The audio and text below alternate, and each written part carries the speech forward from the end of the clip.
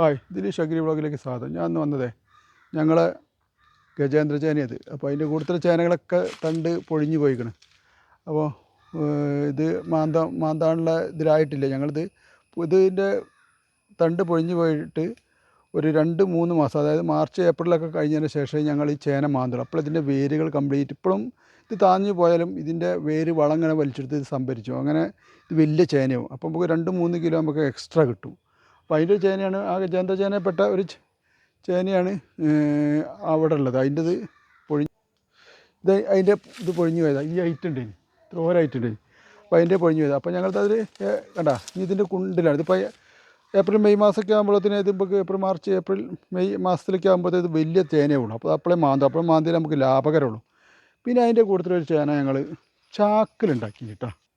ചാക്കിൽ ഞങ്ങളൊരു ചെറിയ പീസ് എന്ന് പറഞ്ഞാൽ നമ്മൾ കറിക്കൊക്കെ എടുത്തപ്പോൾ ചെറിയൊരു പീസ് ഉണ്ടായിരുന്നു, ഒരു 100 ഗ്രാമിൻ്റെ ഒരു പീസൊക്കെ ഉണ്ടായിരുന്നു. അപ്പോൾ ഇതിലിട്ട് വെച്ചാൽ അടിവളൊക്കെ ഇട്ട് ചെയ്താണ്. അപ്പോൾ ഇത് എത്ര ഉണ്ടെന്ന് നോക്കുക. കാരണം അത് നമ്മളെ നാട്ടിൽ വിജയിക്കുകയോ ചാക്കിലുണ്ടാക്കിയാൽ നമുക്ക് ചാക്കിൻ്റെ ആവശ്യമില്ല, നമുക്കൊക്കെ പറമ്പുള്ള ആൾക്കാരാണ്.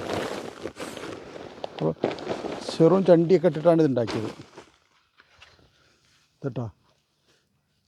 ഒരു 100 ഗ്രാമിൻ്റെ ഒരു ചേന ഞങ്ങൾ ചാക്കിൽ കുഴിച്ചിട്ട് കിട്ടിയതാണ്. ഒരു കിലോൻ്റെ മേലുണ്ട് കേട്ടോ, 1 കിലോൻ്റെ മേലെ ചേന ഇട്ട്. അപ്പോൾ ചാക്ക് കുഴിച്ചിട്ടാലും ഇതുണ്ട് ഇങ്ങനെ വേര് ചാകും.